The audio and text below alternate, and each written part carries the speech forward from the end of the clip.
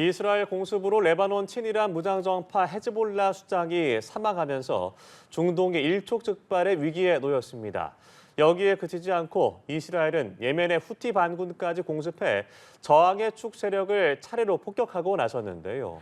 이스라엘군이 지상전 준비에 들어간 가운데 헤즈볼라는 항전하겠다고 했고 이란은 이런 헤즈볼라를 총력 지원하겠다고 했습니다. 앞으로 며칠이 중동 확전의 고비가 될 전망인데요. 오늘 백승훈 한국외대 중동연구소 전임연구원 전화 연결해서 자세한 얘기 나눠보겠습니다. 안녕하십니까? 네, 안녕하십니까?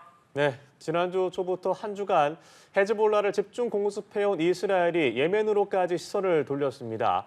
헤즈볼라 수뇌부 표적 공습 이후에 예멘 반군 후티의 근거지까지 폭격했다고요. 네, 지난 9월 21일부터 23일 공습에 이어서 23일부터 작전면 북쪽으로의 화살을 진행, 레바논 전역으로 공습을 진행했던 이스라엘 방위군이 예멘 후티 반군에게도 미사일 공격을 감행했습니다.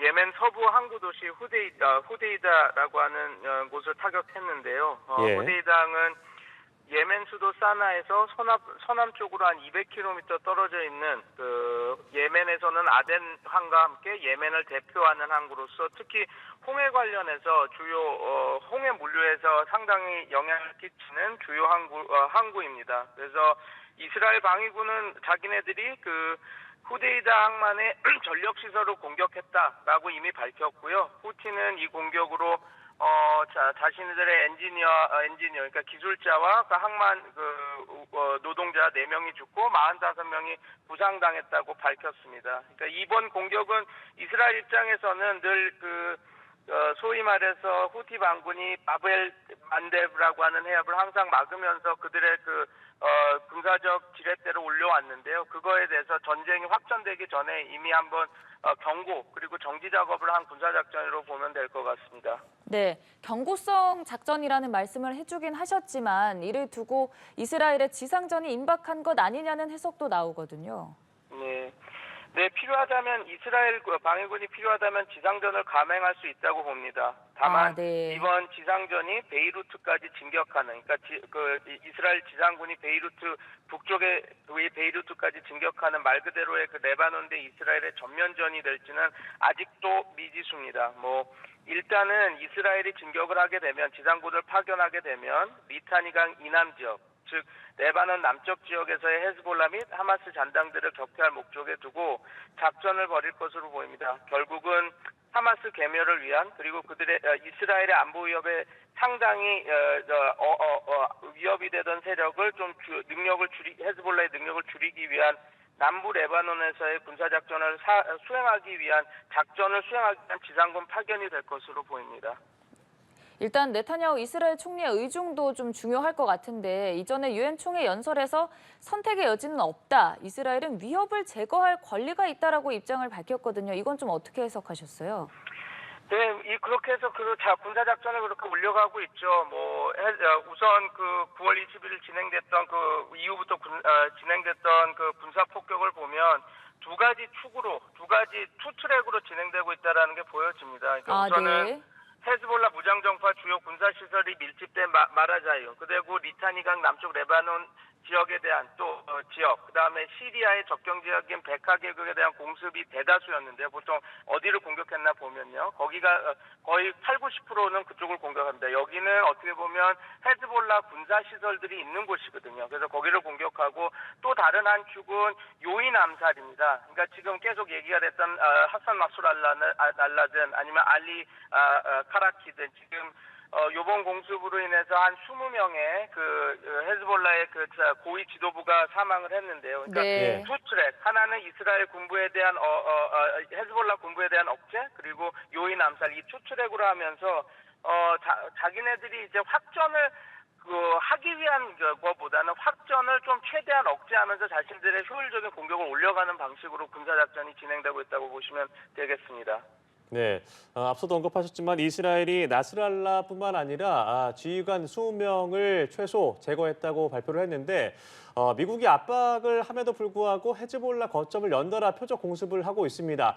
이렇게 쉬지 않고 공세를 펼치고 있는 이유 어떤 전략이라고 보십니까? 핵심 핵심 지도부 추출로 헤즈볼라 조직을 위에서부터 아래로 와해시키려고 하는 시도하는 것이죠. 근데 다만 헤즈볼라라는 세력이 성장하게 된 그 배경, 역사적 그것들을 보면 결국은 이스라엘과의 갈등, 이스라엘의 억압으로 인해 세력 결집, 그리고 이를 돕기 위한 외부 세력의 개입으로 점점 세력이 확정된 것이거든요. 예. 그래서 저는 이렇게 봅니다. 예를 들어서 1981년 이스라엘이 레바논 내전에 개입하면서 또 1985년부터 2000년 레바논 남부에 주둔을 하면서 헤즈볼라가 원래는 이런 세력도 아니었습니다. 82년에 이스라엘과의 내전이 시작되면서 내전에 개입하는 이스라엘군과의 싸움이 시작되면서 만들어지고 지금의 세력이 이렇게 커지게 된 것은 외부의 그 적, 그래서 우리를 억압하고 있다라고 하는 이스라엘의 존재 때문에 이렇게 만들어진 것이라서 요번에 이 공격, 당연히 이스라엘 입장에서는 위에서부터의 와해, 그러니까 지도부를 파괴함으로써, 헤즈볼라를 와해시키겠다라는 목표는 당연히 있는데, 요거를 말씀드리고 싶습니다. 2016년에 네. 무스타파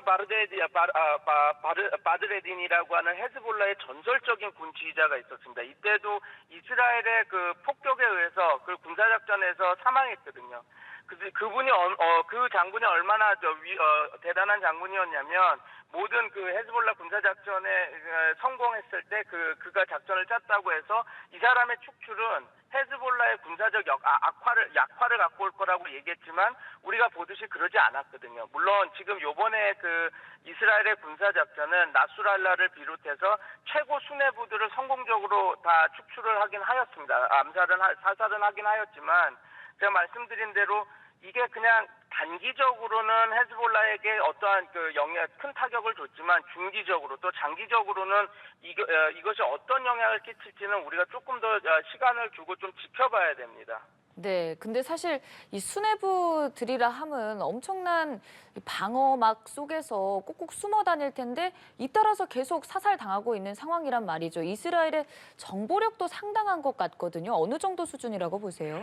이미 골드 아폴로 삐삐 사건만 보더라도 삐삐 공격을 보더라도 네. 모사드는 이 작전만 해더라도 15년 전부터 작전 수행할 수 있도록 정지 작업을 한 거거든요. 이미 네. 소위 헝가리의 유령 회사도 심고 유령 회사를 통해서 여러 가지 실제 사업을 해서 이 기업이 진짜 있는 기업이고 믿을 만한 기업이구나라고 이렇게 믿게 해서 성공을 해서 이 물품을 골드 삐삐 골드 아폴로 삐삐를 헤즈볼라로 납품하게 된 것이거든요. 그러면 이렇게 보시면 됩니다. 이스라엘의 모사드가 대단한 것은 정보력보다는 정말 집요하고 질릴 정도로 작전을 실행하는 능력이 모사드의 큰 힘입니다. 네. 그러니까 한이의 암살도 그렇고 여러 가지 이스라엘 모사드가 성공적으로 시행했던 작전을 보면 이게 단순히 1년, 2년 걸려서 한 첩보에 의해서 벌어진 것들이 아니거든요.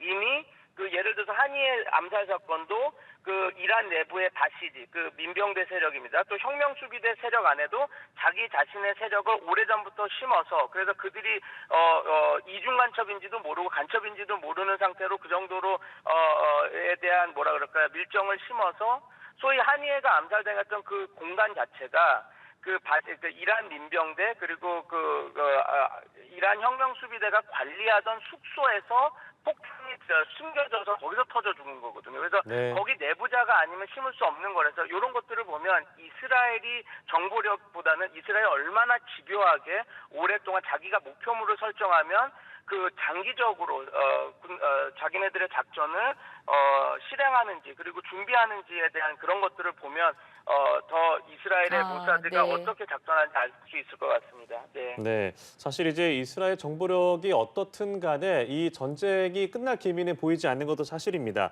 헤즈볼라 측의 상황을 짚어보면 일단 1인자가 사망했다는 것은 큰 타격이 될 텐데 앞으로 헤즈볼라가 어떻게 반응할 것으로 보세요? 현재까지는 아직 예측하기 어렵습니다. 헤즈볼라 측에서도 지금 나스랄라 사망 후에 자신들의 새로운 지도자를 이미 다 준비가 돼 있지만 발표를 늦추고 있습니다. 왜냐하면 아브라함 아킬이 사망하고 재빠르게 다음 우리 군사 지도자라고 선정했던 알리 카라키가 타겟이 돼서 계속 암살 위협을 당한 것을 보고 아마 전략적 모호성을 띠고 있는 것으로 보입니다. 근데 당연히 이번 이스라엘 군사 공격으로 성공적인 군사 공격이죠. 해서 헤즈볼라가 상당수 타격을 받았지만 저뿐만 아니라 대다수의 전문가들은 헤즈볼라가 여기서 끝날 것으로 보는 전문가들은 많지 않습니다. 걱정은 지금 말씀하신 우리가 지금 얘기하는 저항의 축 개입과 이를 통한 이스라엘에 대한 반격입니다. 그래서 이라크에는 카타이브 히즈볼라, 우리가 예멘 후티 이란 혁명 수비대만 얘기하는데 이라크의 카타이브 히즈볼라하고 다양한 시아 민병대 세력들이 있는데 이들의 이 저항의 축 세력이 어떻게 이스라엘에 대한 그 공격을 감행할지에 따라서 지금 그 충돌 상황이 어떻게 변화할지는 우리가 조금 더 지켜봐서 봐야 됩니다. 그래서 아마 그 외부 세력의 개입과 다시 이제 공격을 당했던 헤즈볼라가 어떻게 자신들을 재정비해서 이스라엘에게 대응하느냐에 따라서 지금 요번에 그 충돌이 어떤 국면으로 이어질지 분석이 가능할 것 같습니다. 네, 참 이 대치 전선이 점점 갈수록 심화하고 있는데 미국은 계속 어찌됐든 중재를 하려고 노력을 가하고 있거든요. 이게 좀 효과가 잘 발휘되지 않는 상황입니까? 바이든은 더 이상 확전을 원치 않는다고 확고한 의지를 보였죠. 그리고 지금 아나운서님 말씀해주신 대로 네타냐후 정부는 자기네들 안보가 우선이지 외부의 개입과 외부의 그 전쟁 억지 노력에 대해서는 그렇게 크게 지금 그것은 자기네들의 군사작전을 실시하는데 큰 변수가 되지는 않습니다. 그래서 지금 가장 큰 문제점, 제가 몇 차례 말씀드렸던 것 같은데 제가 좀 아쉬웠던 부분은 미국이 적극적으로 좀 개입을 해줘야 되거든요. 근데 요번에 좀 다행스러운 점은 바이든 행정부에서 요번 그 확전을 좀 막기 위해서 뭐라고 밝혔냐면 요번 지금 그 고조 속에서 우리가 그 4월 11일 이란이 이스라엘을 공격했던 그 시점만큼 우리가 지금 증언을 해서 확전 억제력을 우리가 보여주겠다라고 말은 했습니다. 그래서 그 수준이 진짜 4월 11일에 미국이 보여줬던 핵 항모함을 2개를 보내주는 수준의 억제인지는 우리가 더 지켜봐야 되겠지만 미국이 좀 이렇게 강력하게 자신의 그 군사 전력을 보내서 이게 물론 이란과 헤즈볼라의 그 도발도 막는 거지만 이 미국이 이렇게 강력하게 들어오는 것은 이스라엘의 군사 작전까지도 대여를 하겠다라는 거거든요. 항모가 들어와서 걔네들의 미국의 레이더망이 돌아간다라는 것은 이스라엘의 군사 작전을 자기가 다 본다라는 얘기입니다. 그렇게 되면 이스라엘도 군사 작전을 하고 할 때 미국의 눈치를 안 볼 수가 없게 되는 것이죠. 그래서 이번에 이렇게 말은 자기네들이 4월 11일 이란이 공격했을 때 수준으로 우리가 미국의 군을 증파하겠다라고 얘기를 했으니 어떻게 되는지 좀 지켜봐야 될 것 같습니다. 그리고 말씀하신 대로 그렇게 증파하더라도 네타냐후가 미국의 말을 들을지는 우리가 좀 고민을 해봐야 되겠지만 미국이 그렇게 강력한 증언을 한다면 네타냐후도 그렇게 쉽게 군사 작전을 막 하기 어렵기 때문에 그것이 그렇게 미국이 강력한 증언을 했을 때 조금 전쟁 억제력은 늘어나지 않을까 그렇게 보고 있습니다. 네, 알겠습니다. 오늘 말씀은 여기까지 들어보겠습니다. 지금까지 백승원 한국외대 중동연구소 전임연구원과 함께했습니다. 오늘 말씀 고맙습니다. 감사합니다.